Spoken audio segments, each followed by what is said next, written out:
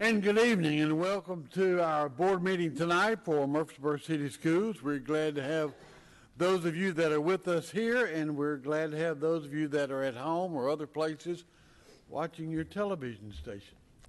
At this time, I'm going to ask you to please stand as we have Maggie Johnson, a second grader from Cason Lane Academy, and also Zykia Elder, a sixth grade student from Bradley Academy, to lead us in our pledge, followed then by our moment of silence.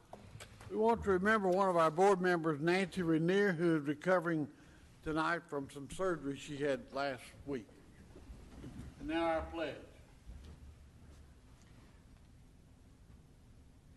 I pledge allegiance to the flag of the United States of America and to the republic for which it stands, one nation, under God, indivisible, with liberty and justice for all. And now our moment of silence.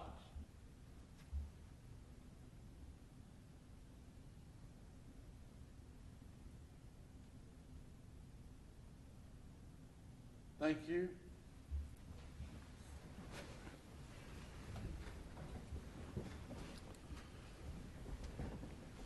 We have two board members who are on their way. Mr. King has been in meetings today in Nashville with his business, and Mr. Baird is also on his way due to another option or another obligation, I guess he had earlier, but is running a few minutes late. But we will continue on.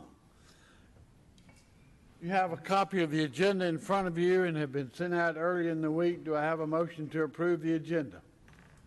Motion to approve. Thank you, Mr. Ballard. Do I have a second? Second. Thank you, Ms. Smith. All in favor say aye. Aye. Any opposition? And there is none. All right. Communications, Dr. Gilbert or Lisa?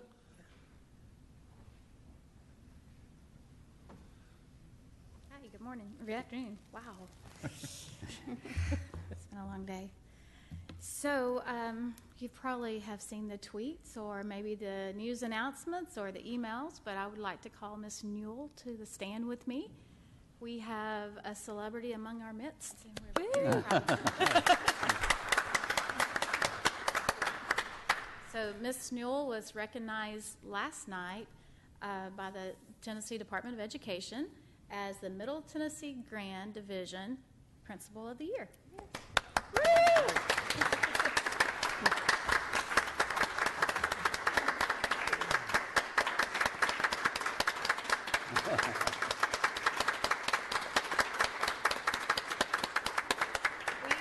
We know she is great. The other communities are learning about Leader in Me because of her, and I think last night she was just a shining star on our many shining stars, but you really did shine last night. Sorry, I'm not getting my words together today. It's been a long day. It has been. Dr. Gilbert, we do have a couple of gifts for you. I love Yes. We have a nice gift from the board, and then we have another gift that you probably can use. Ms. Newell is known for giving students candy and other things. And so those are stickers, and some of them have their prices off and some don't because I got tired of pulling the prices off. So, but congratulations, Robin. She did a magnificent job last night and has done a magnificent job with Leader in Me. So thank you very much. Thank you. I'm happy to get the award. I think it brings great recognition not only to our school but our district, and I think any principal in our district could have easily won that as well. And I'm just happy that it brings lots of good publicity to our school and to our leaders there, and I'm just happy to be able to tell that story. Yeah.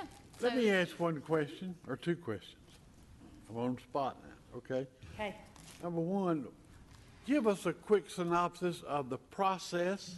Oh, it's grueling. That you Well, had to my go son through? thinks they drew names out of a hat. Who said that? My son. Well, I'd heard that too, but I don't want to. Well, he's wrong.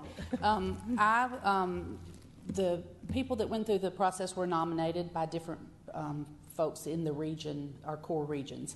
And then we had to fill out some paperwork based on our principal rubric, different questions and how we handled different things. And it was probably about 25 questions, so pretty extensive data and answering those type of questions about how we build community and how we motivate teachers and things like that. And then they narrowed that down to people that went in for interviews. And so they did blind readings of our questions. So they didn't know our names, and they read the questions and ranked them by numbers. And then we had a separate interview panel that we went some pretty grueling questions for interview. And then the finalists, there were 9 finalists listed or chosen for the state. Each of the core divisions, there are 9 core divisions. So I won for Mid-Cumberland, couldn't think of it for a second, Mid-Cumberland region. And then at the banquet last night, they announced an East Tennessee winner, a Middle Tennessee winner, and a West Tennessee winner. So top 3 in the state, not too shabby. Not bad at all. Very good. Thank you. Very proud of Any you. questions you had? Not throwing anything back on you, of course, okay? Have we ever had Yes. anybody that has... Yes. Well, yeah, do you want to... Well, I can't remember his name. Okay. But he was at Mitchell Nelson. Yeah, Gilbert Sharon, when I was Gilbert going through Sharon. Mother's Things, I found an article about Gilbert Sharon, which would have been in the 50s. And he went on to be National Principal of the Year. But it's interesting to read what he did. And I sent Robin, actually, after he left Murfreesboro, I found that he went to the University of Georgia, and he had a paper, and the paper that he wrote was so similar to Yeah, what it we're was doing kinda now. eerie. It's He was just really ahead scary. of his time, wasn't he? Yeah, he really it's was. neat. So. Neat. So see, carrying on the tradition of leadership at Mitchell Nelson. Well, that's because I remember him because he was, of course, the principal at Mitchell Nelson when we opened up, and he was my principal there. But he was also my Little League baseball coach. Oh, At the same time, he and Dick Palmer.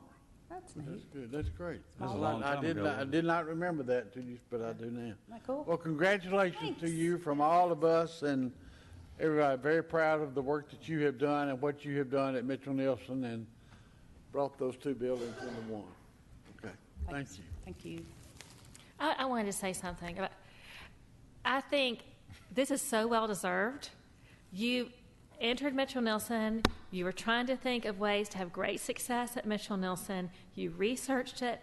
You brought in the school board members to try to get us on board, which obviously, when you came to present it to the board, we were so enthusiastic because you'd already sold us on the program.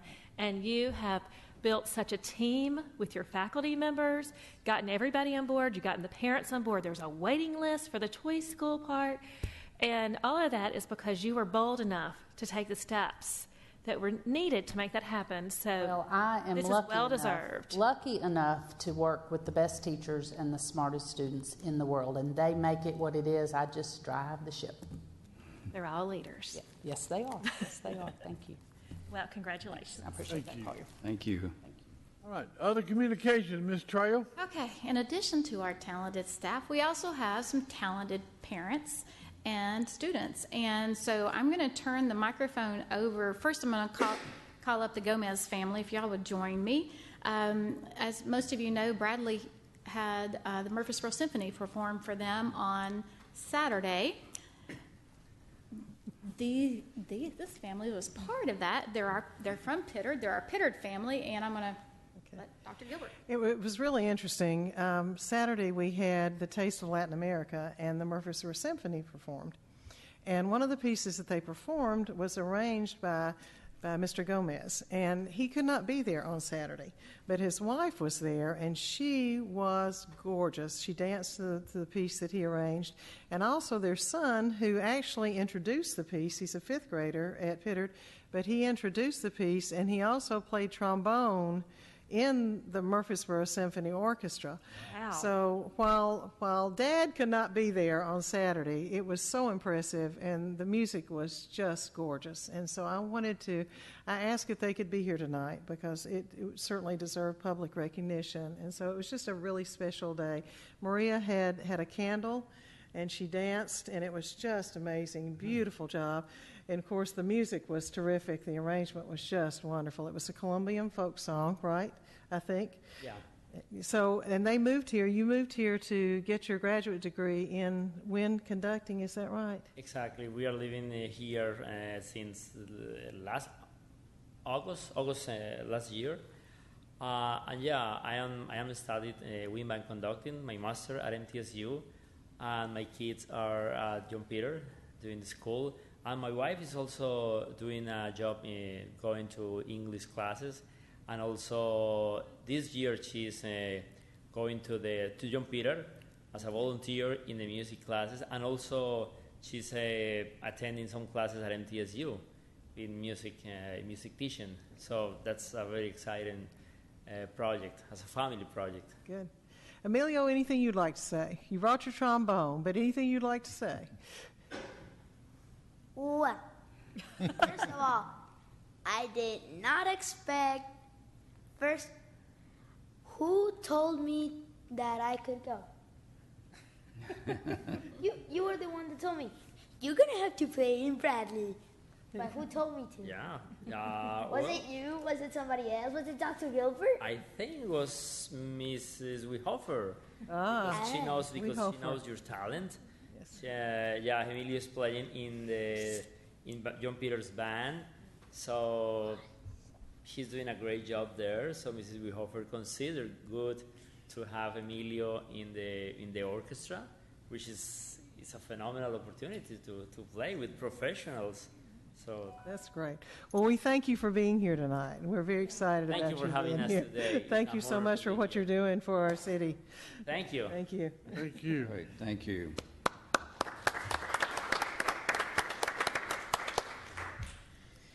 Okay, now kind of continuing with our communications. The nutrition department will be hosting MTSU's dietetic students in the kitchens. These students will be in the kitchen for a 2-week period beginning October the 20th, so a good way of getting hands-on experience there. Also, the City Schools Foundation just announced the last week the winners for the 2016-17 grants. We had 27 grants that were funded this year for a total of $52,774. So we will be actually presenting those grants at a reception on Wednesday, November the 2nd from 4 to 5, and we will be utilizing the library at Cason Lane Academy. So all of you are invited to attend. You should have already received your invitation to that. The grants this year ranged in price as well as they were all over the board as far as pretty much all STEAM. $99.95 was the smallest grant. It was Science for Everyone from Tara McCamey at Irma Siegel wrote that. And then the highest one to be funded this year was $9,999. And that was written by Mickey Brooks and Trent Cheeves. They're part of our district office that go out to all the schools, and it's called Grab Your Passports. This is the Google Expedition product that if some of you may have viewed last year, we had it at Discovery, and Bradley as well came and looked at it. So it will be a virtual, it's a virtual field trip, and it'll travel from school to school. So all of our children will be able to participate with that this year. It's a really, really cool product.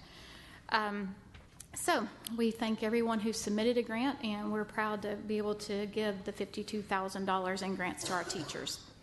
Mitchell Nielsen would like to thank Joyce Kelly and her Sunday school class at the Third Baptist Church for their generous donation to the Uniform Fund, and the Experience Church in Martin's Nursery for their generous donations as well. Mitchell Nielsen benefits a great deal from their community. They'd also like to thank Home Depot for donating buckets to their Drum Circle Club, and Miss Terry Womack for her generous donation of $500 to be distributed through a drawing to 10 teachers. Scales Elementary had 2 teachers, Zan Lasco and Rachel Everett, win the $50 prize for their participation in the Rutherford County Recycling Postcard Contest, and that's a yearly contest. Believers Chapel provided lunch for the faculty and school supplies and backpacks for students. And also cakes for the Foxtrot for Black Fox Elementary.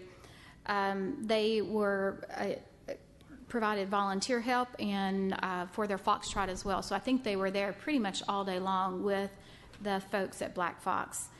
Lanes, Trains, and Automobiles provided lunch for the school staff. Again, this is at Black Fox, and a bowling game for the Black Fox Fall Festival.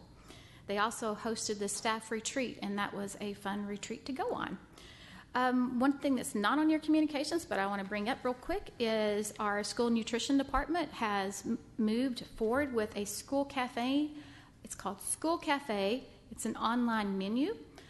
We've had online menus in the past, but this is really taking it up quite a notch.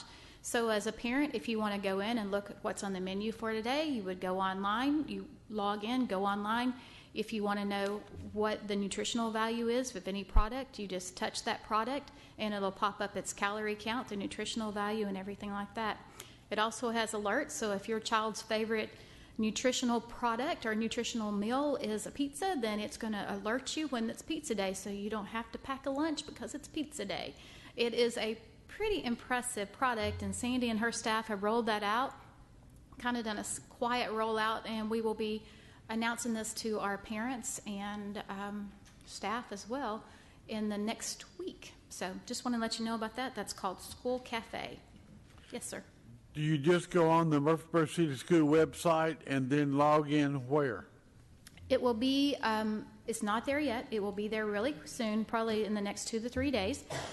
You will go to the lunch menu section of every school website. Has a quick link now that says lunch menu. And probably in 2 days' time, when you hit that lunch menu, it'll go directly to this website. And then they have their logon. This is the same logon ID as they would use for putting money in for snacks or any of their food accounts. Is that Thank you. accurate? Okay. And that's it, sir. I do have one more announcement. Mayor McFarland has given me permission to let you know that Mr. Bill Shackley will be the council liaison, so in the near future I'm sure he'll be joining us. We have every reason to believe that he certainly will serve with the same grace and leadership that Mr. Ron Washington has served. Thank you. All right, consent items. I have a motion to approve the consent items as you see on the agenda. So moved. Thank you, Mr. Barrett. Do I have a second? Second. Thank you, Mr. Settles. All in favor say aye. Aye. Any opposition? And there is none. All right, action items. Your first action item is approval for first reading of Board Policy 6.400. You will find that you have the staff recommended version. You also have the recommendation by TSBA. You have the two current board policies that TSBA recommended that we eliminate. And then you also have an administrative directive there, because I thought it was important for you to see that.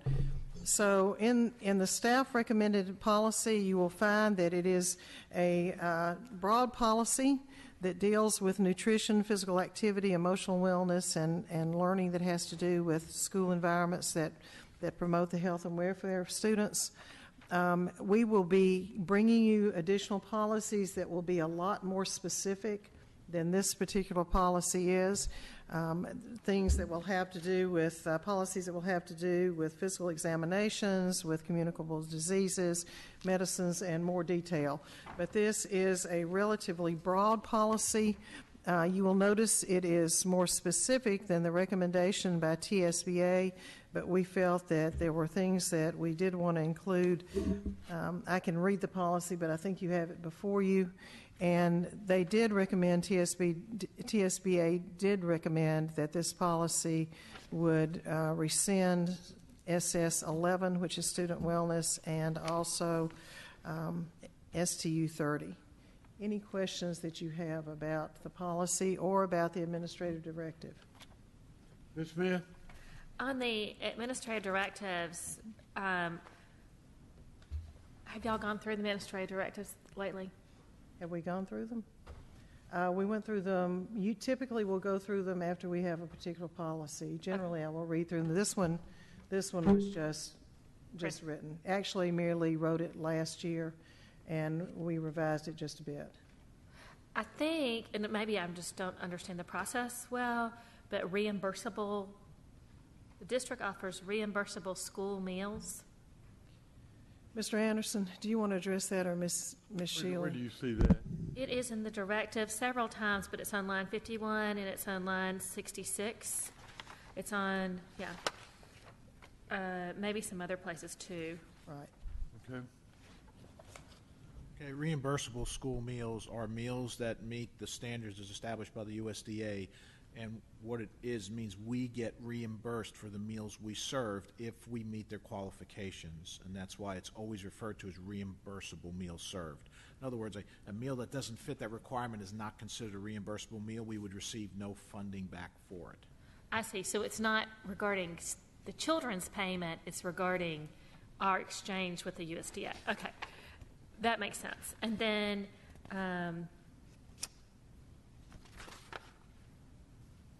I went on, okay, well, there's one thing, it says classroom snacks brought by parents. The district will provide to parents a list of foods and beverages that meet Smart Snacks nutrition standards. So I don't think that is being followed. Okay. But that is, I really don't care, but it shouldn't be, in the directive. Where are you reading from? Line 113 in the directive. It's number 2, classroom snacks brought by parents. I think when that goes in, you will be able to click on that and go to it when that goes live. That's the reason that's underlined. I see. So it's not that they're in their information packet in the front beginning of the year. Okay. And then I did go to the link that was really, really long on line 96 about smart snacks, because I wanted to know what a smart snack might be, and for multiple reasons, but that is like a brochure, not a link.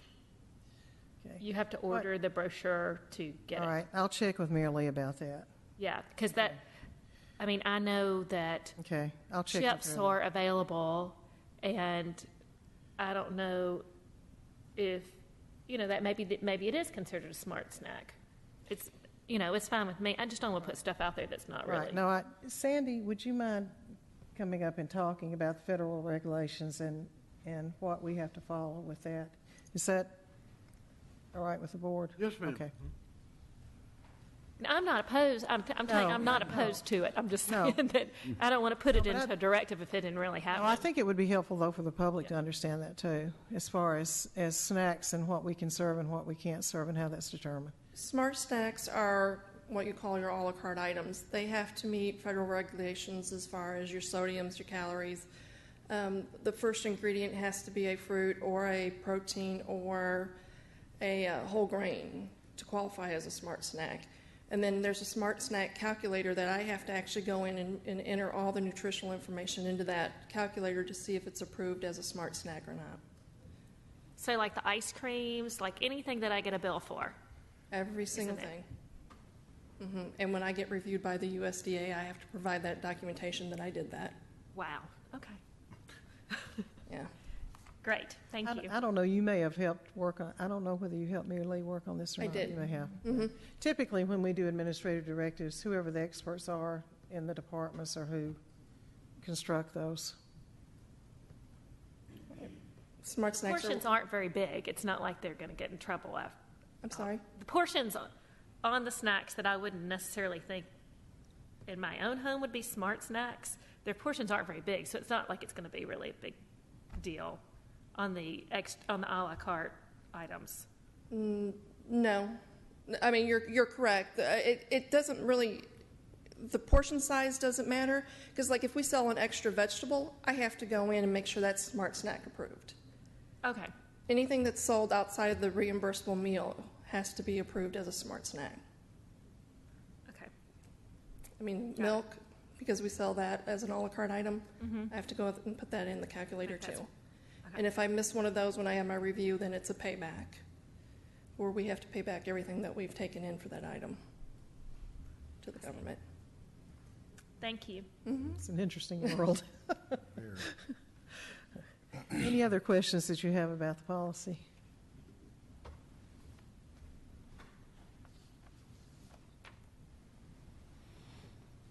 So we are looking tonight to approve on first reading either the staff recommended version or the TSBA version Right, correct? right. That does.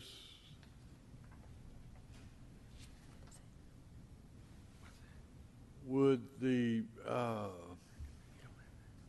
student wellness policy, does that policy take up the other two areas that we're looking at?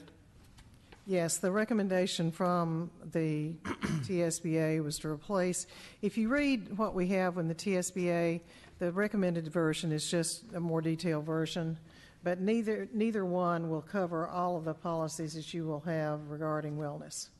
So there will come, this is your first broad policy, and then you'll find policies that we will be bringing you that will relate to specific areas of wellness.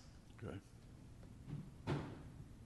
And I felt it was important for you to see the administrative directive because it does detail out a lot more, but it still will not be, your board policies will not be quite as specific as this, but they will cover more areas, or as many areas, certainly. Mr. Ballard? So does this supersede the current directive or policy? I mean, is this a new, are we adding another layer, or is this get rid of something? This would get rid of SS11 and also STU 30, which was the recommendation of TSBA. I see.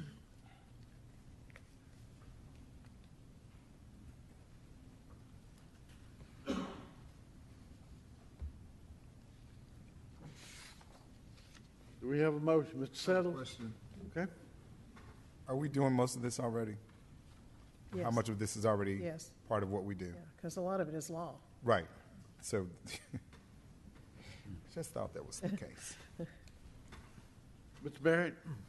I know we have the staff recommended version, and I like that one. Is there any way to put the bullet points from the TSBA one into ours? Well, I Because think you kind of have it narrative form, and it's kind of easier. I see the TSBA side where they're having it in bullet point form or number.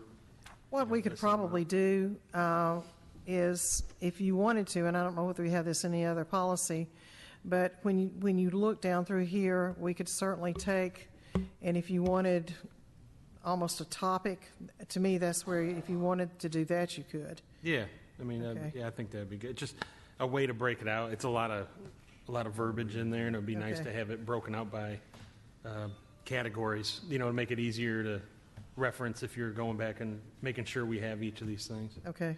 I think the only one that might be,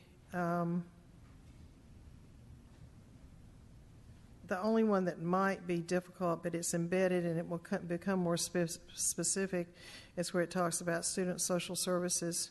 I think that probably is covered in other places rather than under necessarily. And if it is, we don't need to include it. I like the way they have it bulleted out. and Okay, we can do that. For ease of reading. All right, so we'll just topic each. Yeah, because I know Okay. sometimes our policies do get into the verbal descriptive side. And it'd be Okay. nice to-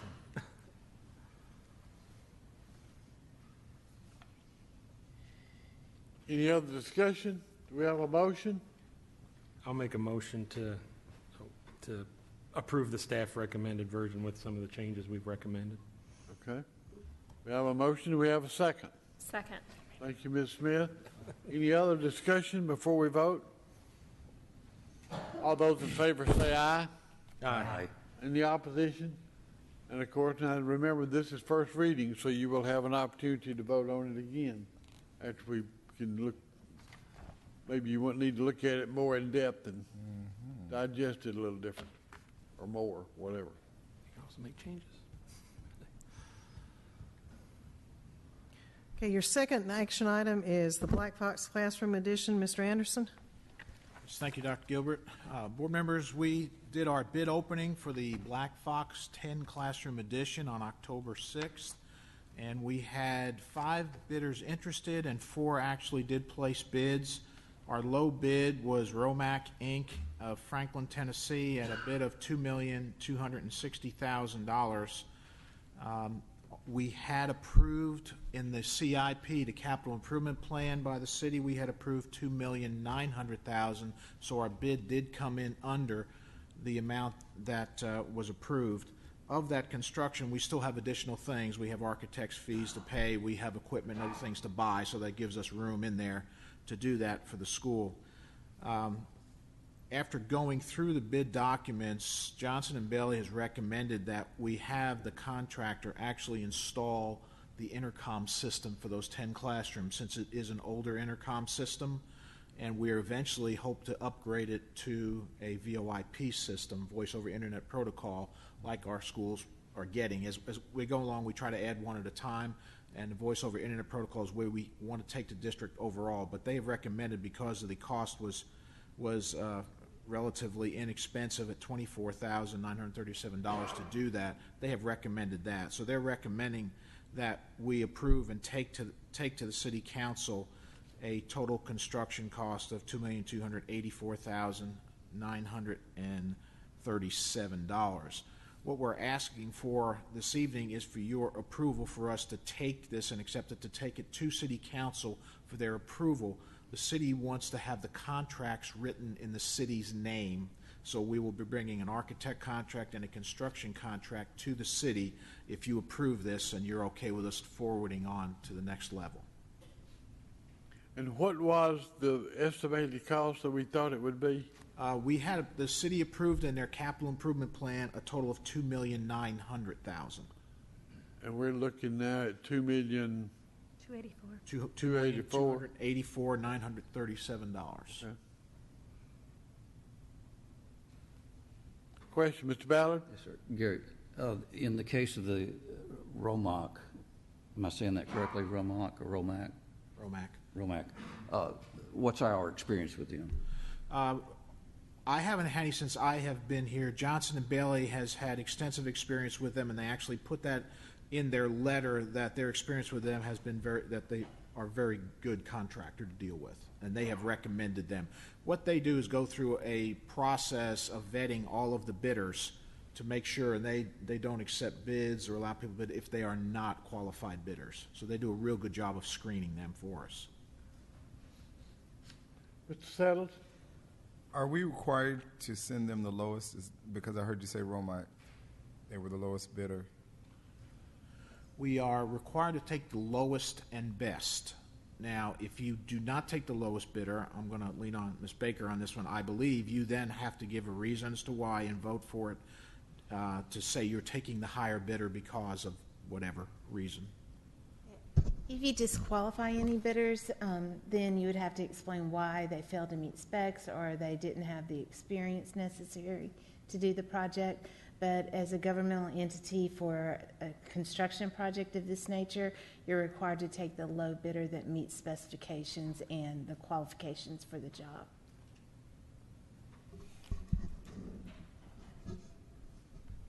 I just wish there was somebody in Murfreesboro that was lower. There was a company who did bid on it from Murfreesboro, and they were, it was 100 and... Because I see BB&T here. They were $111,000 more. Yeah. No, $211,000. 200. Mr. King? On the handwritten notes that are, it's page 31 in the packet, I noticed that not the low bidder Romac, but the second lowest fellowship does not have handwritten comments. I noticed the other three have received both addendums 1 and 2. I was just curious if anybody had any insight as to why fellowship didn't include whatever these addendums were, and what the unit price for units 1 through 7, what does that represent? Is that a wing or a classroom or a section of the architectural drawings? Addendums 1 and 2 is when they change the wording of a page or two within the contract itself, and they send addendums to the suppliers. Okay. Or to the bidders. Ms. Smith? We're getting started a little later in this process. Will it be finished for the beginning of the school year next year? Yes, since this is just a classroom edition, it's not the intricacies of a gymnasium and music room, etc. They will have these done ready for start of school in August of this next school year. Terrific. Mm-hmm. Mr. Ballard? And this is being driven, you'll have to give me a little catch-up time here. This expansion is being driven by the population growth or the student growth at Black Fox? Yes, Black Fox is at its capacity now, actually a hair over its capacity. The school core facility, we determined after going back and searching the documents, was built for 1,000 students because back then schools were established at 25 to 1, 25 students per one teacher. Well, we run a much closer average of 20 to 1, and so when they did that, we lost the capacity of 200 students. So we found out by establishing that the core could handle 1,000, that we could add 200 more seats to this school, and it would still be adequate size to handle that. We're adding there for the growth. That school is right at capacity or a little bit over, and it also gives us more flexibility. We have a lot of pre-K students who live in that area, and we don't have enough capacity there to handle all the pre-K students that come in. So we have to assign them schools that are not in their neighborhood. So it helps us on that. It helps us when special ed expands, special ed continues to grow, and it gives us those opportunities to do that. Okay, thank you.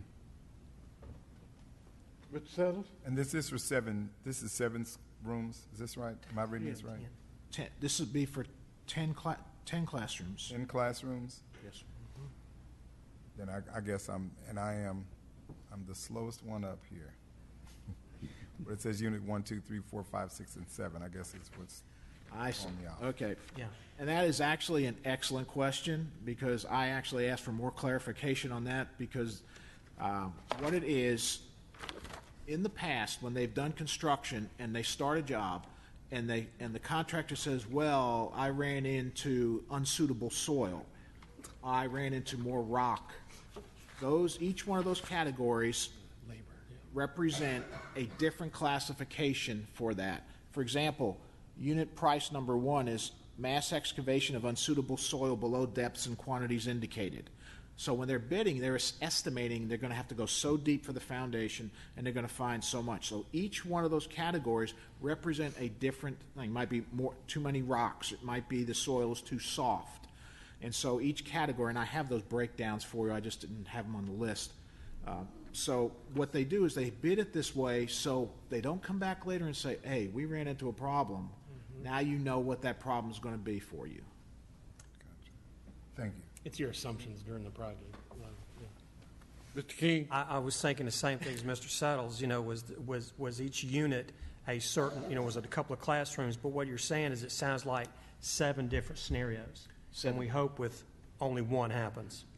We hope scenario 1 happens. We hope none of them happen because none of them are really good. Not too thrilled about number 4. Number 4 is not good. No. Number 4 is trench excavation of rock below depths and quantities indicated. Okay. It basically protects us. Right. Yeah. If they come across something that they did not expect. Then they can't go any higher than this. That's right. If you can Per look at the square difference in the prices too, you can see what Yes. the different people put on those prices. And I'm assuming this is a per square foot type of quote per unit. Am I correct? I'm sorry?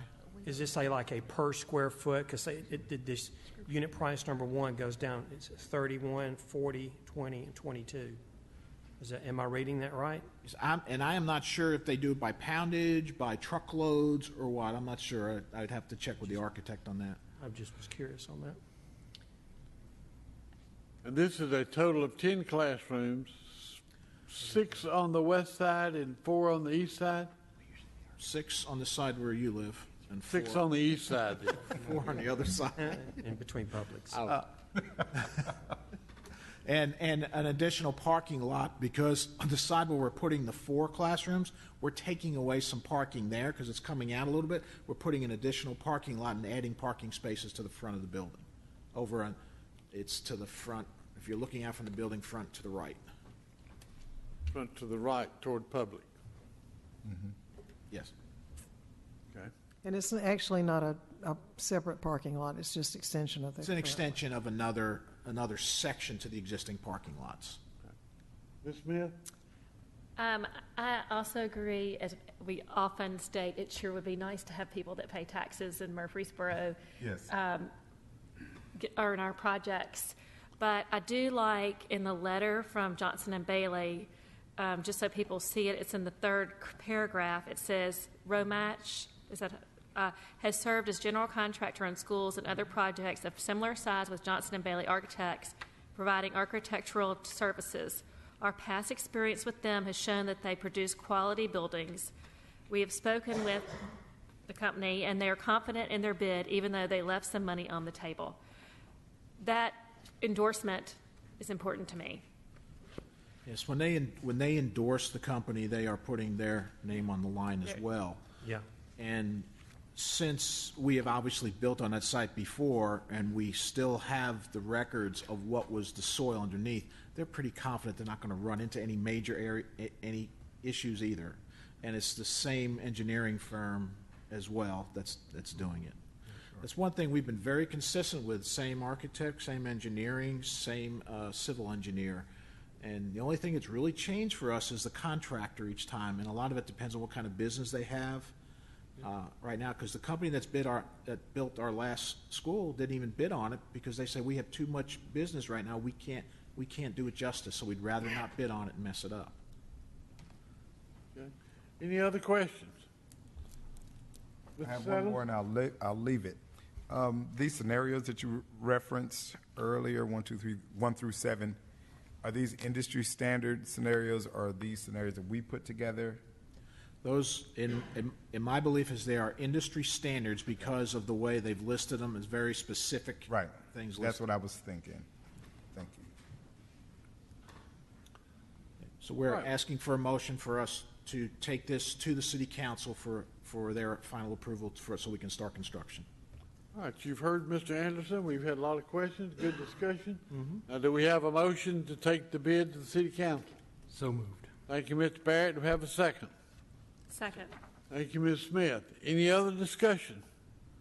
Vote on the motion. All in favor say aye. Aye. Aye. Any opposition? And there is none, and good luck. Thank you.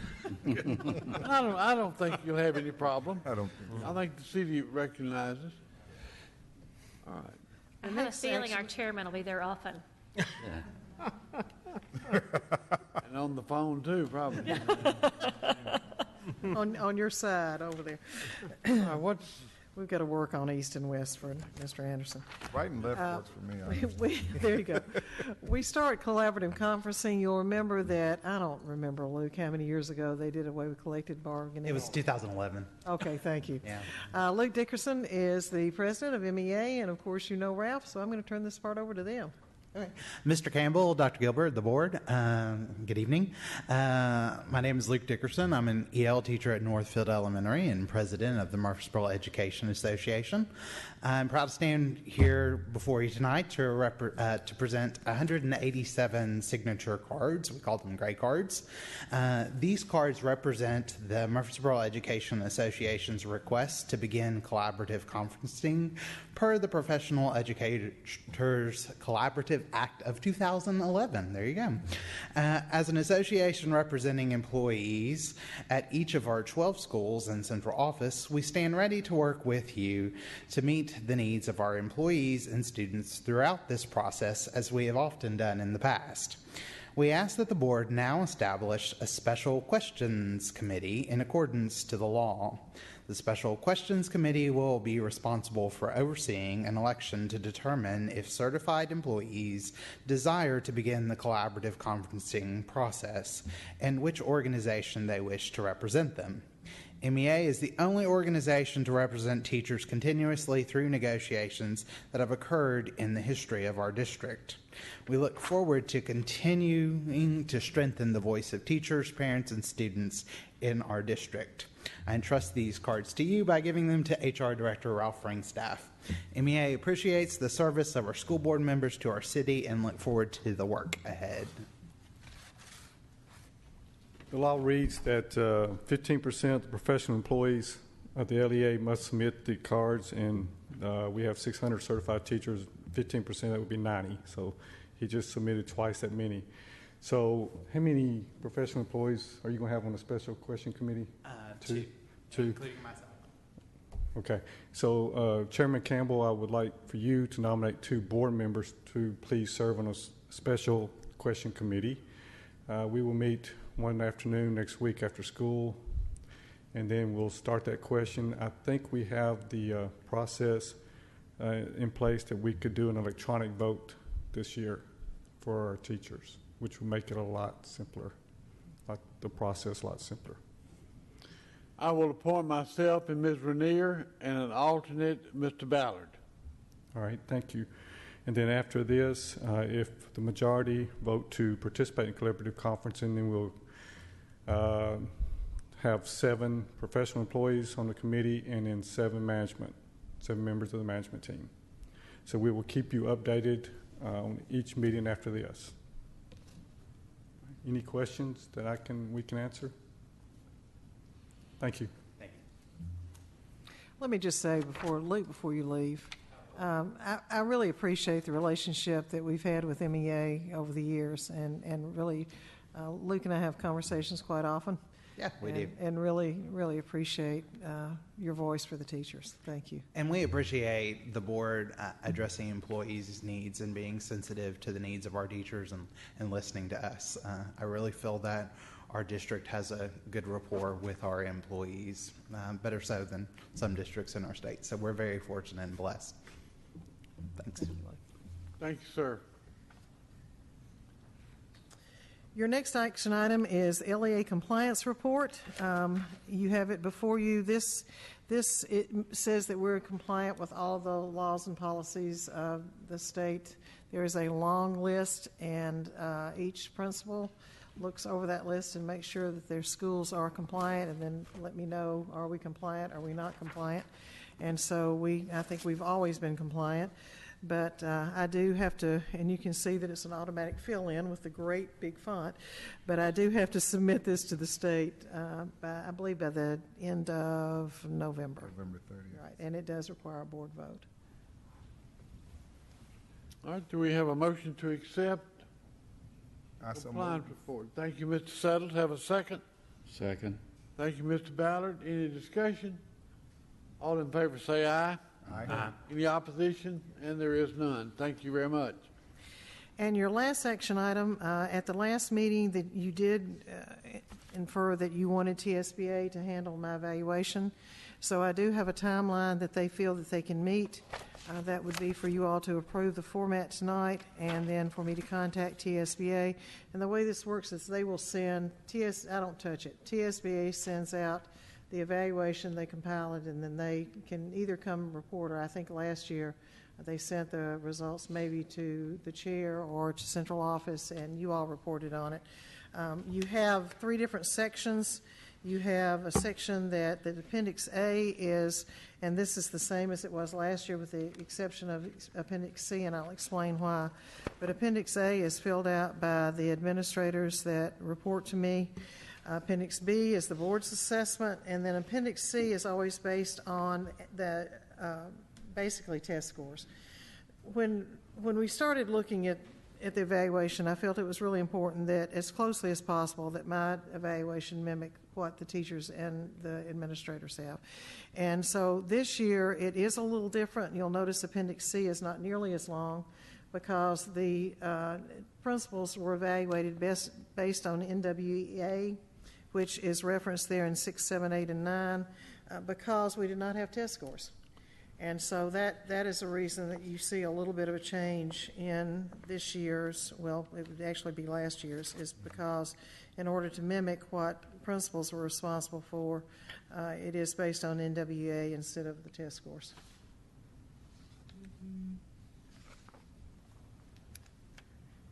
Ms. Smith? I would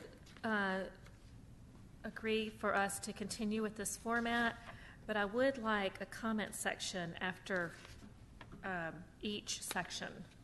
Okay. Included in the format. We have not had that before. We have had a comment section for the board members. Do you want that also for the administrators? I think so. Yes, Okay. please. All right. I don't think our administrators lack comments. So. Okay, right. Okay. Good suggestion. Mr. Ballard? Okay, in Appendix C, it says, and again, bear with me about catch-up, but it says performance objective, and we evaluate performance objective. What are the performance objectives? Are they stated on the Those are evaluation? based on, and I will provide you, just as principals do, I will give you, if you approve this, then I will give you probably tomorrow the evidence of it. So I will give you what the NWA scores are, and that really is what 6, 7, 8, and 9 are based on. They are based strictly on test scores, except last year the quantitative measurement was not TCAP, the quantitative measurement was NWA. Which is a formative assessment that we use, but it can be used for, it is one of the approved measures for the 15% for administrators. Okay, yeah, I'd like to see those. And then, do we have a review to set new objectives going to the next year, or how are the new objectives determined? You certainly could do that. It would be actually this year. This is from last year. You could certainly do that. You might want to. Typically, the Appendix C is almost mirrors exactly what the administrators and teachers have. So it would be that they meet or exceed what was called AMOs, although we won't have AMOs this year. We'll be using something else. We don't know exactly what that's going to look like yet. We have an idea. But we certainly could look at that part. And then if there's anything that you wanted to change in Appendix A or B, you certainly could do that for next year. Okay, thank you.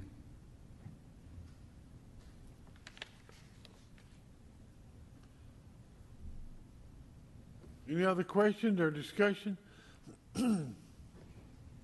I will be very strong with you, board members, on this November 8th deadline.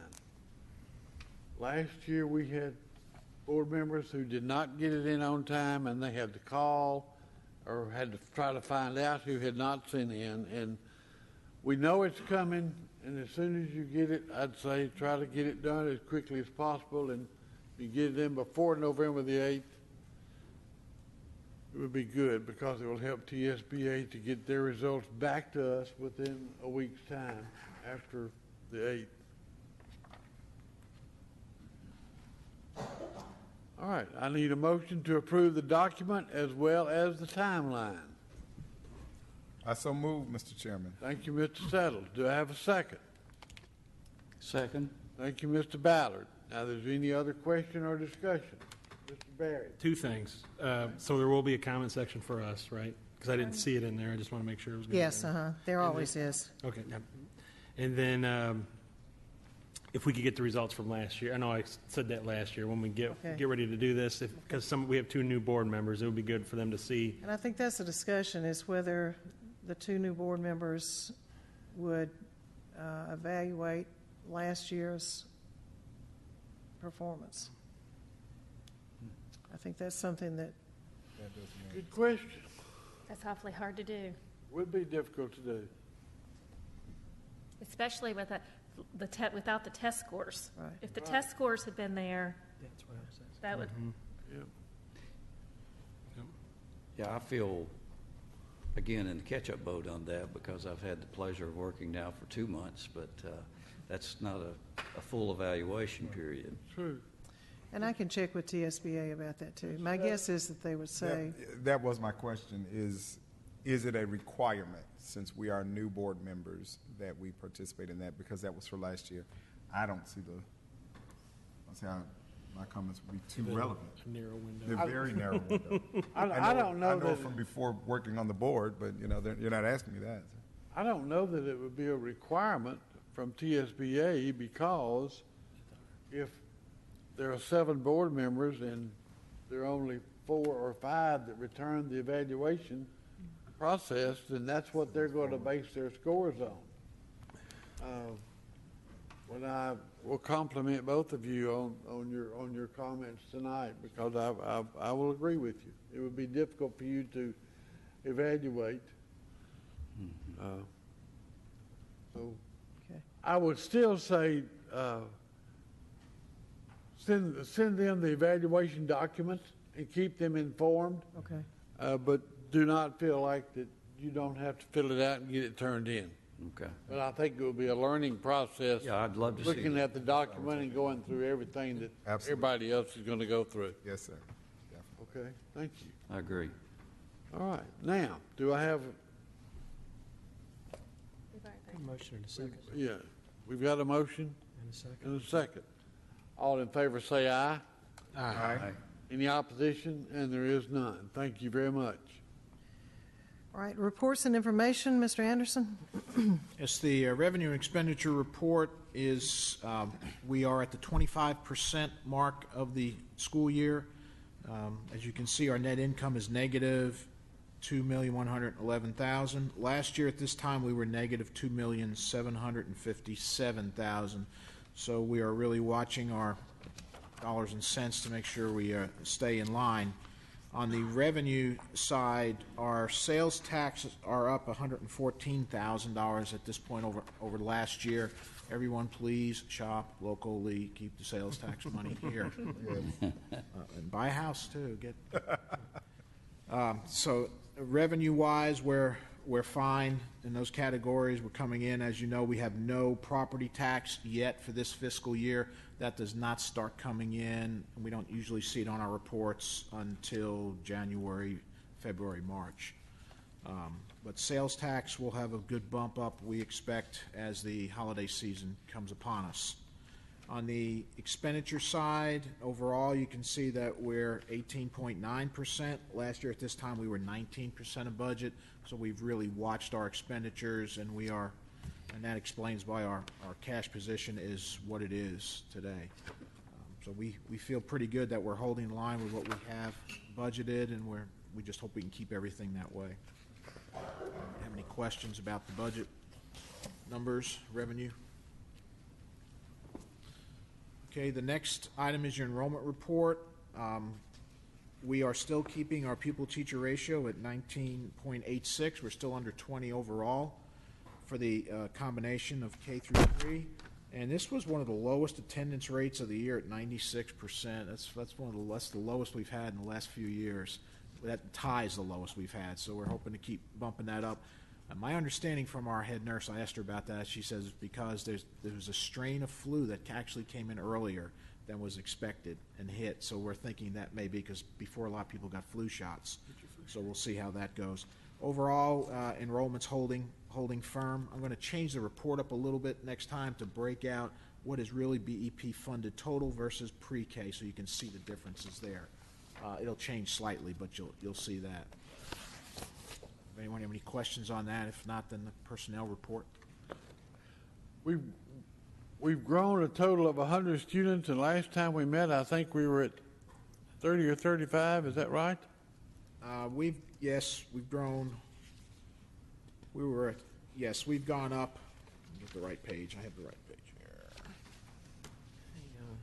Yeah, we were up like 30 something, and we've grown some more. Some of that may be the carryover of my starting to switch around the pre-K numbers, so it'll be cleaned up for the next report as to how much actually. Because I really think the focus on BEP money is most critical because the pre-Ks stay fairly consistent. Special ed goes up and down, and traditional K-6 goes up and down. So I want to separate so it's easier for you to see each time. Okay. Any questions on the attendance report? Okay.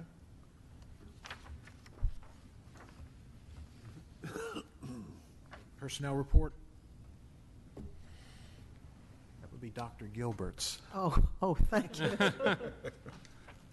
Any questions on the personnel report? If you have them, I'd be happy to answer them after the meeting that you might have. And those are your reports and information. Okay. I'm going back to my minutes, my agenda here. All right.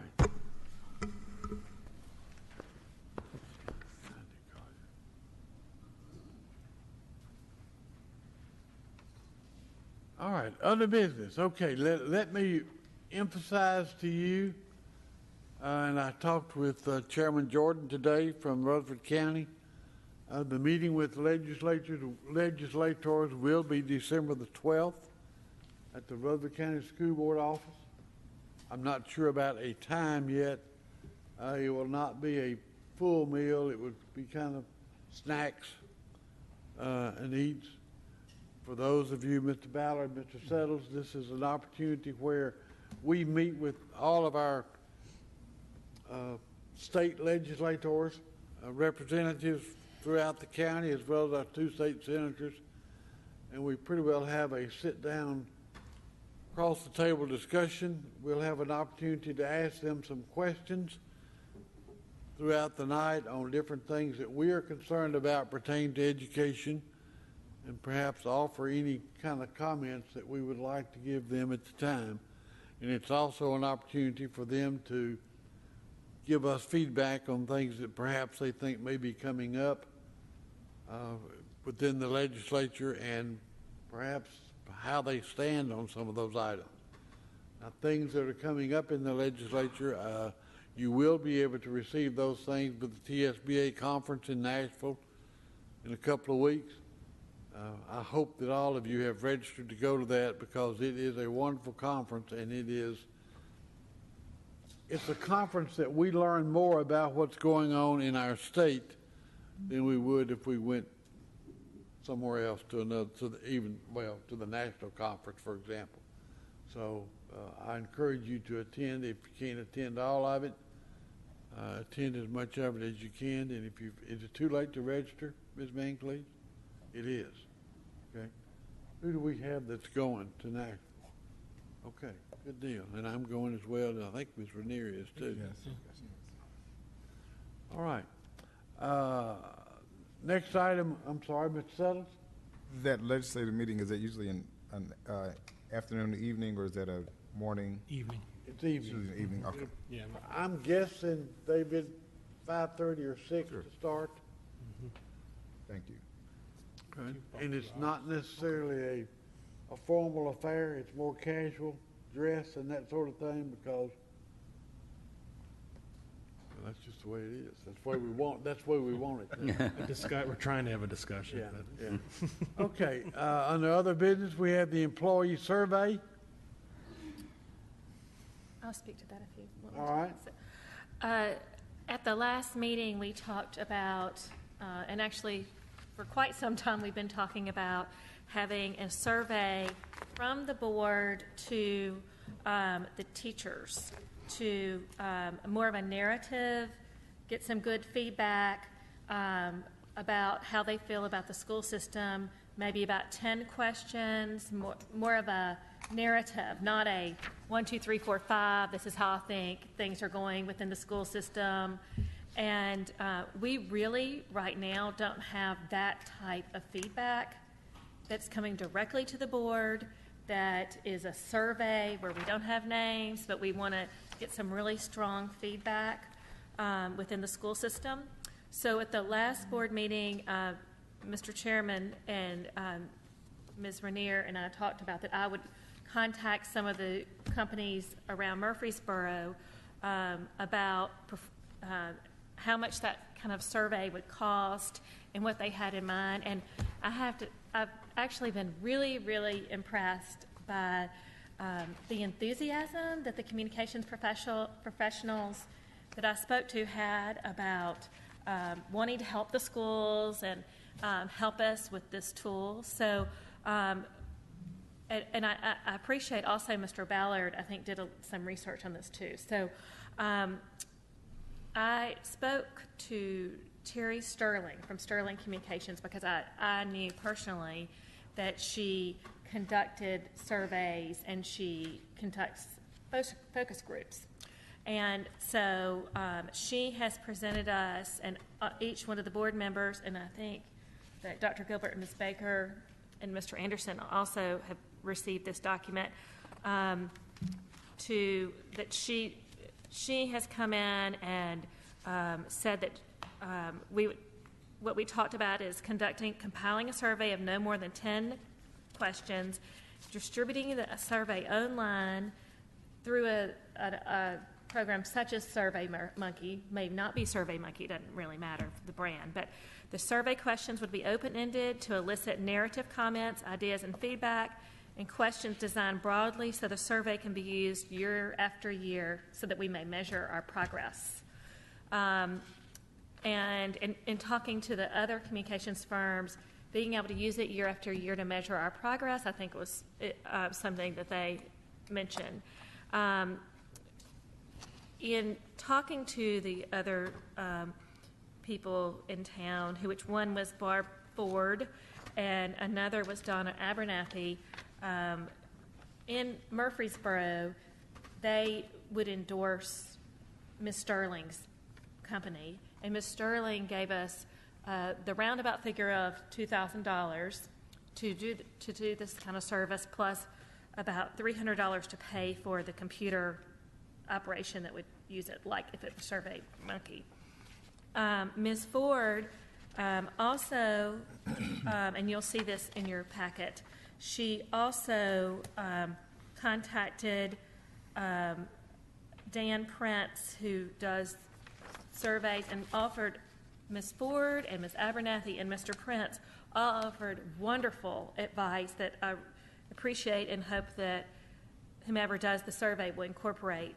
But Mr. Prince is out of Nashville, and he regularly conducts consumer and healthcare research, but he also said that he would consider doing this, but his price would be more in the $10,000 to $12,000 range. And I also appreciate that Dr. Gilbert gave us some of the surveys, the measurements that the Tennessee Department of Education has used. And I'm not, and advanced ed, and I'm not saying we don't use these. These are more like numeric and so detailed, when what we just, in my opinion, just want is some feedback from our educators about how they feel that we're doing and what kind of advice for us to move forward. And these are all so numeric that it would be really hard to get that kind of information. I thought it was important, and I agree. These are not your open. Now, I do think that Advanced Ed has 3 open questions, but I wanted you to see the surveys that we already administer so that you would know how to compare and what you might be looking for. These are totally anonymous. I have nothing to do with any of these. In fact, they are sent out from Advanced Ed. They go straight to the teachers and come straight back, and then we get the results that you see. So I've given you an example of that. The first one you have is from the Department of Education. Mm-hmm. This one is actually sent straight to the teachers themselves, goes back, and we don't see the results. They will give us an embargoed copy before they put it on it's embargoed on the website, but we don't even get a hard copy of that one. It is on the website for all to see. Last year, our teachers did participate well. This year they did not, nor did a lot of, and when I say this year, I mean last school year. Mm-hmm. Because if you'll remember, this was administered, I think, in April, and that was when all that testing mess was going on. So you can actually go on the website. This is a copy of the state survey, and then you can go under each school district, and it will say whether they had 45% or not. We did not, as did a lot of school districts around us. But it does. This survey will compare us to the state. The other one you have is the Advanced Ed survey that we do annually, and we will keep doing these in addition to what the board does, because we have to have this because we're part of Advanced Ed. And it also is sent out anonymously by Advanced Ed, and as I said, they do all the data, and this is what we get. We get both bar graphs, and we get also the other ones. The other one is one we have not done before. I don't know whether the board would be interested in pursuing this. It's a school climate survey that has both parent and teacher and student, and we simply have not done that because we felt like that the Advanced Ed and the teacher survey were getting us what we needed as far as specifics. But but Ms. Smith is right. It's not, the only one that really has open questions would be the advanced ed. We are required by law to give a survey of teachers to look at what we do with administrative. It is part of the administrative evaluation. And what that looks like is I will sit down with the administrators, with the principals, and share with them the advanced ed survey, and really we just have a discussion about what they see, and it typically aligns with what they already know they need to be working on, so it's not a big deal. When you, Carter, you were talking about the survey that you have inquired about, and thank you very much. There's a lot of good comments there. Now, and you talked about teachers. Now, are we not, at the same time, are we looking just at teachers, or are we looking at all employees? Well, I actually talked, it would be great to do all employees. I think the first move is that we need to survey our teachers. Okay. I'm not saying that we don't. I think for economical reasons, but I do think we need to survey our teachers. But I'm not saying we don't survey the others. So, well, personally, I just feel like that the teachers are part of the team, but so are the EAs, MDAs, custodians, cafeteria. Everybody in that building is part of that team. Everybody employed by Murfreesboro City Schools is part of the team for Murfreesboro City Schools. And I just feel like that we need to get feedback from all members of the team and not just a select group. It would be kind of like letting just the linebackers vote on the Heisman Trophy. You know, because I really feel like, because if you've been in a school, and a lot of you have, you let some of those that are not teachers be out 1 day or 2 days or 3 days, you'll see what major impact they have. The cost estimate, okay, you've got $2,000 from these group that you've talked to, $2,000 out of pocket. Now, what is the online survey program fee of approximately $3,000? $300. I'm sorry. Thank you. I thought that was kind of high. Okay, good. Okay, so we're looking at approximately $2,300. Right. Correct. From Sterling Communications, which is the one that even the other people recommended. Now, would that be just for teachers, or do you know if that would include? This is for teachers because it would be written for teachers. The survey itself would be written for teachers. Okay. So I totally agree that we are, every piece of our Murfreesboro City Schools puzzle comes together to make it a great organization.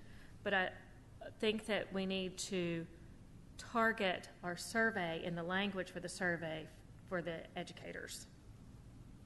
Okay. All right. Mr. Barrett, and then Mr. Ballard. So the one from the state with the Tennessee School Climate Measurement Package, that one's, if I'm understanding this correctly, it's free. Yes. Then that's through the Department of Education. Repeat that. I couldn't hear. It's free. They wouldn't charge us any money to administer the survey. Yeah. And I went through this survey, and it's pretty detailed. I mean, there's a lot of questions, and I get it strongly agree through strongly disagree, but and also it surveys the children, the parents, and the teachers, and it asks pretty similar questions, so you can compare, the results that way, which I would be more in favor of, as far as that. Plus, you can't beat the cost, free. Well, and of course, too, we could survey just teachers or just employees. We wouldn't necessarily have to go with parents and students. Reading through some of the student questions on the climate survey, But I think that's only for like starting at grade 3. Am I right? Is that my memory? Sir, 3 through 8? It's designed for, it says 3 through 8 Okay. on the, this page, third page in. Okay. Please tell us what grade you're in. So that would, yeah, okay. For their students, yes, Right. which makes sense because they would have to. be Sure, able to they wouldn't understand read the it. question. Okay. All right, other comments, questions? Yes, sir. Mr. Ballard? Yeah, I have several here. One, as I read through the Tennessee Educator Survey, I think that was the one that we failed to meet the criteria for enough information to give us Right. results. For this survey to be effective, we have to be prepared to say it's mandatory. Okay, so we have to be able to say, and we as a board and as Dr. Gilbert, we have to say this is mandatory for you to take this. We will give you the time to take this survey. I think partial results, you will have the discontented person not take the survey if it's not mandatory. So that's my experience. So that's one comment. It should, and I don't know if we're prepared to do that. So we need to reflect and see if we're ready to do that. The other thing is that I would hope that however we go, we'll find it that we can do it against some national level norms to understand that if the teacher feels that, or the staff feels that there's a disconnect, that it would be clear that it's either better or worse than it is on national norms. Some of your feedback is going to say that you're looking pretty good, but then when you look what the national norms are, you're going to find out maybe you're not doing so good, or maybe you're doing really good because the national norms are a lot lower. And I agree. I had made a note. I'm so much appreciated that we're having this conversation now because I think it's very important. And I think it should include all of the members of the Murfreesboro City School System, administration, the staff, the support staffs at the school. So we have to be prepared to do that. It must be guaranteed that it's going to be anonymous.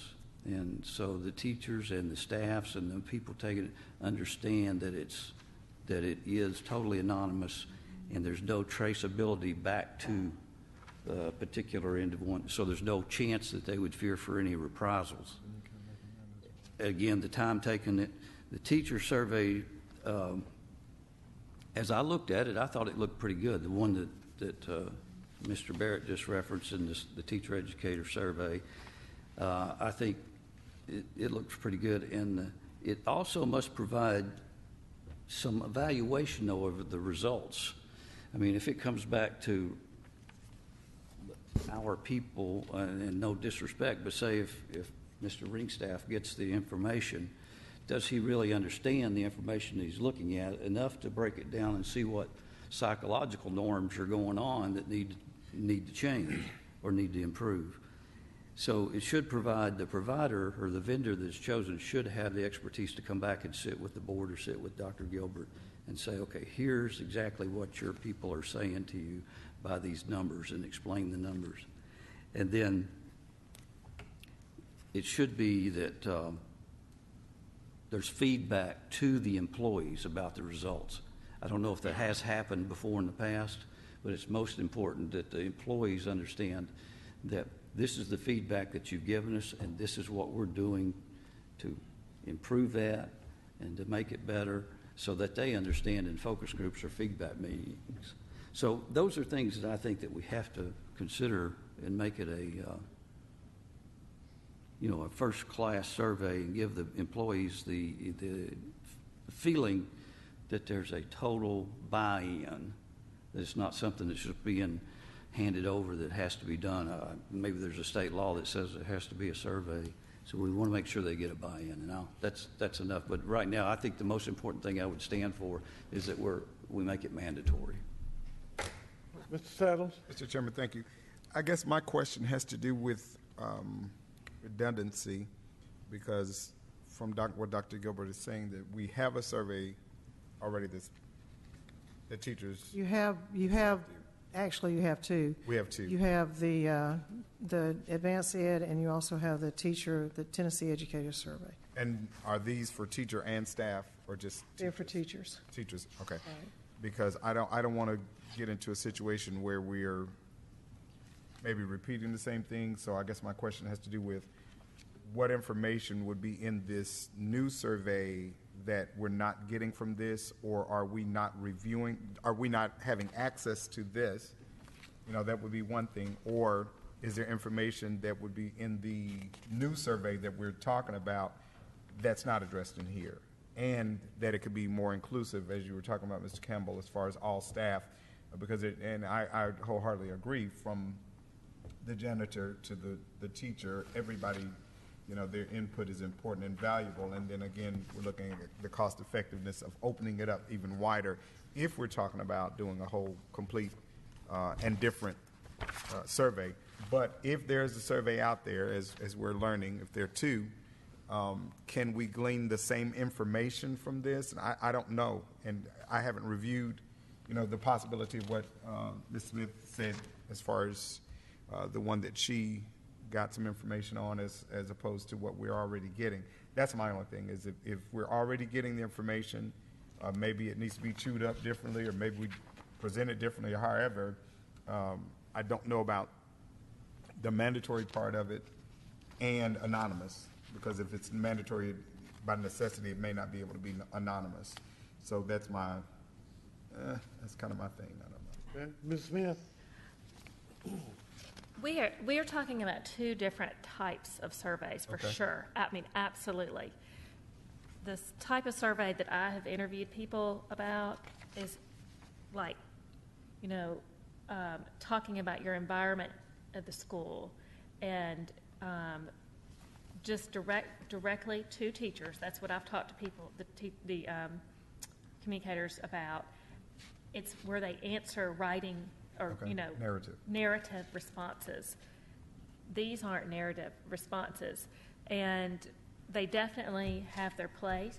But the reason we've had this conversation, and actually Dr. Brown, who was a great board member before, was the one who, you know, drove it before, and that was because we needed to get more feedback from our teachers, more honest feedback, where they didn't feel like there were any repercussions, and that also it would be, certainly no one would know how to identify. So if you go through the computer, you can use a different email address and feel like you have anonymity. So it would also have a person, an outside company, would be receiving the results and then would compile them for us. So that's where we are with that. And again, I think that there is a place for the kind of survey with 4, I agree. Right. 5, strongly disagree. But as we all know, and we're really going to, you know, when we do Dr. Gilbert's, 4 means a different thing to Jared Barrett than to Collier Smith, depending on the time of day. But if you're writing out an answer and giving recommendations, we just don't have a vehicle for writing out and recommendations kind of thing right now. Thank you. Then could I ask this, since we kind of have, and I don't know, it may be in here, the actual survey that we're doing and one that we're not, is there a way to get like a sample type deal? Is that asking too much? That's too much because it's their profession. It's costing. It's going to cost us to get a sample. Right. For what it would look like. Part of these people's jobs is to formulate the questions. So they would formulate the questions. They wouldn't necessarily come from us or from the teachers. We would have, according to this plan, there would be someone on the board that would work with the company that we hire, if it going according to this, and then to look over the questions. I honestly think that the board would look over the questions also, you know, and then this professional would then distribute via Murfreesboro City Schools. I'm sure that Ms. Trail might have a role in that, but to all of the teachers who would then go on to SurveyMonkey and, fill it out, or whatever the company is. I think probably our next step, excuse me, would be to take the information that we've gotten tonight and look at it. I don't think that we should decide tonight, first time seeing these, and determining what we want to do. I mean, it may take us a month, it may take us 6 weeks. It's not like we've got to do it today or we've got to do it tomorrow. We've got until the end of May if we want to do what we're talking about. And initially, I think it came up because we had questions about things that were happening or going on from different people, and we wanted to try to get the feel of the entire system. I would have to agree with Mr. Settles. It would be difficult to make it, Wes, I think, mandatory and make it anonymous at the same time. No, I disagree. You can do that. You can have an anonymity. I mean, if we were taking a survey, we were to say there's 10 of us. Until you get 10 surveys in, you go back and I understand you're saying, okay, well, everybody, Wes has got his in, but then you can devise ways to make it anonymous and make it mandatory. I think the state, what they do is obviously we don't see the surveys, we don't touch them. I mean, and I would encourage you all to go online to see the teacher survey. But what they will do is they will write me and they'll say, okay, Linda, you have 40% of your teachers that have responded, and that's all I know. And so then I'll send out to principals and I'll say, okay, principals, we have 40% of our teachers responded. Please remind your teachers if they have not already gone on to go on and do it. Because we don't see, you can know how many teachers have, because what they do is they give the teachers, the state sends out the passwords to the teachers, the state keeps up with how many have done it, and then let us know. So there could be something similar to that. The mandatory part, I think we might have a little trouble with. I don't. Okay. Well, but I think you certainly would know what percentage there should be a way, because the state has a way of doing that, of knowing what percentage has. Maybe rather than saying mandatory, maybe say actively encouraging. maybe. I just don't know how you make it mandatory. We can't attach it to anything. I mean, it's just like our evaluation of Dr. Gilbert. Yeah. If you don't turn it in. Well, maybe I could ask Ms. Smith if you could see, from the persons that you've been speaking with, maybe how they would recommend that to get your optimum feedback. Well, they actually have in the bottom, there's an asterisk at the very bottom of the page. Okay. And incentives have worked. Okay. So, I mean, we could say, what does it say? If we get the first school to, if you get 100% of the Reeves-Rogers teachers, or I'm saying teachers, whatever, to respond, then, you get an ice cream party. We're talking money. But anyway, that's what they were saying, incentives, and incentives have been mentioned. Like, that's not part of anybody's fee, would be incentives. But that has been mentioned, and that's how I would hope that our teachers would want to give us, we're asking for feedback. We want to know, how they feel. This is their chance. But maybe that's not reality.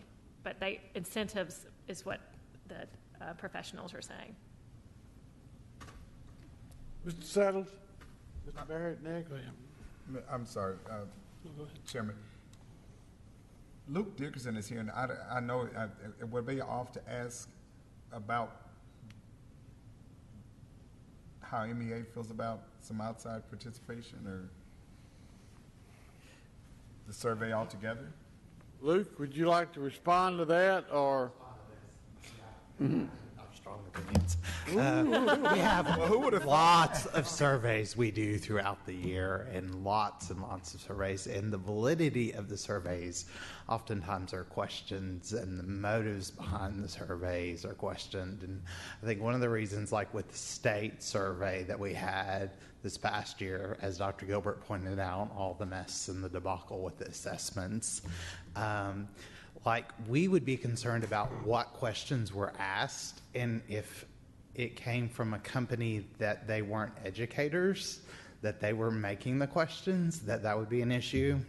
Also, as MEA president, going through a lot of the stuff like with insurance right now, I know a lot of our employees don't have personal email addresses, and they don't have access to like computers, especially like bus drivers and those that you're talking about, like including. So I would definitely want to make sure that before anything was voted on, that there was like a group of teachers that actually looked at the questions and provided input on it. And also administrators too, because administrators that we represent in our association want to be able to respond back to the feedback that they're getting, that it can be actionable. I do think that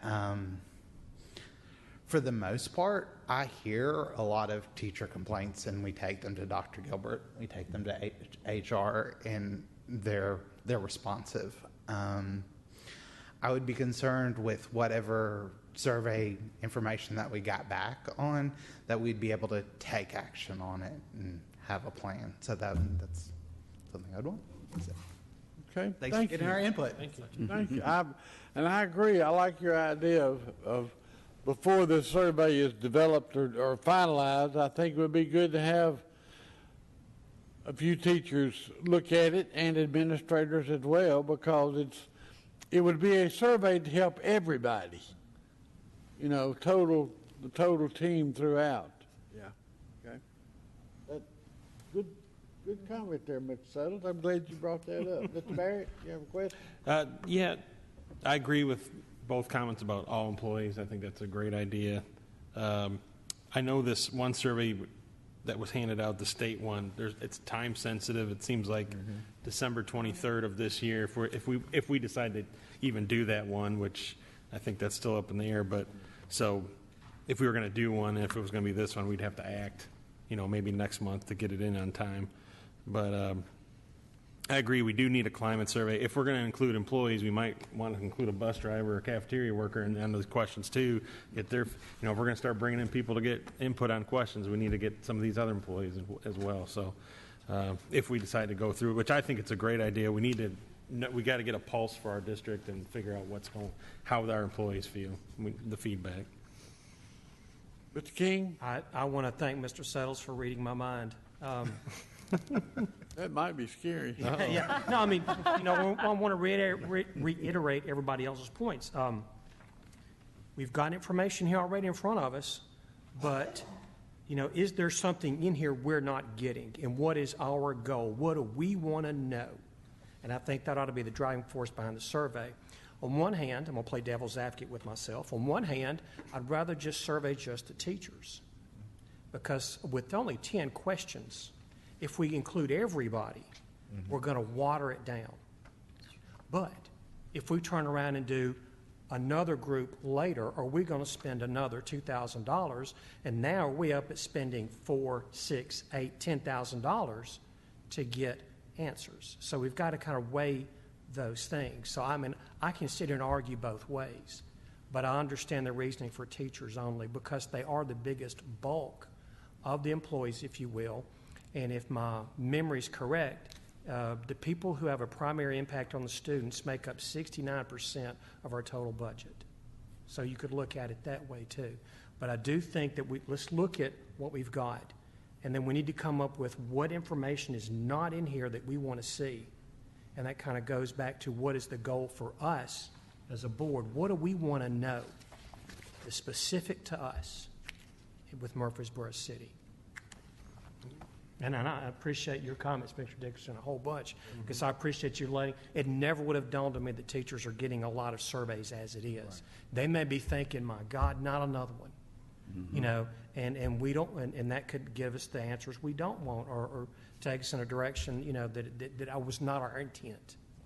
So, If they're not happy because they've already done several surveys, Yeah. this one's not Yeah. going to be Just good. adding on, adding on. One more survey. Pile on.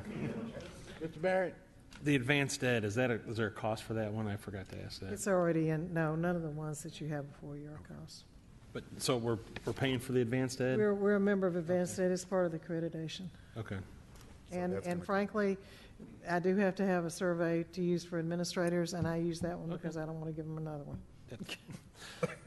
That's just the truth. All right, any other discussion on surveys? I would suggest strongly to you that you look at this the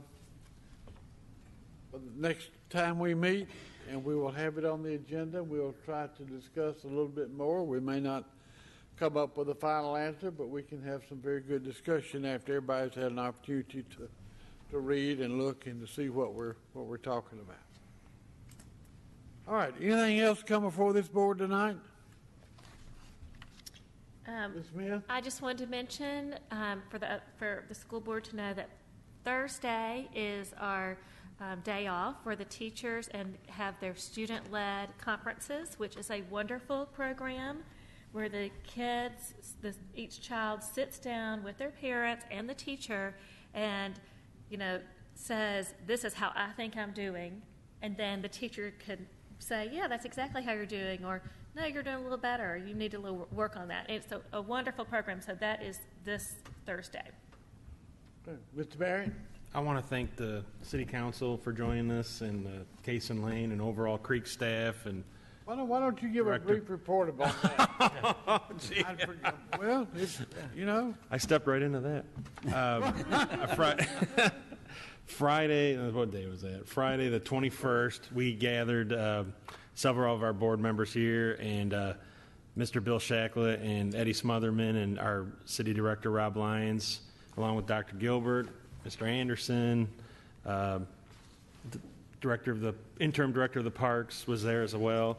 Yep. And we went on a tour of Case and Lane first, and then we went on a tour of Overall Creek to see the growth on the west side of town and to discuss education issues affecting our city. It was a great discussion. We learned a lot. I think Mr. Lyons, our city manager, also learned a lot as well, and it was always good to talk to him, and as well as Mr. Smotherman and Mr. Shacklet about issues affecting our schools, and to see all the good things that are going on in our schools. It was great to see all the kids learning and the teachers and the positive reactions, and we just thank you for taking the time out of your day. Oh yeah, Mr. Joe Marlin was there too, so he's out there. But, He's everywhere. Yeah, he's everywhere. But I just want to take that time to thank everybody Well, thank you, Mr. Barrett. for doing that tour.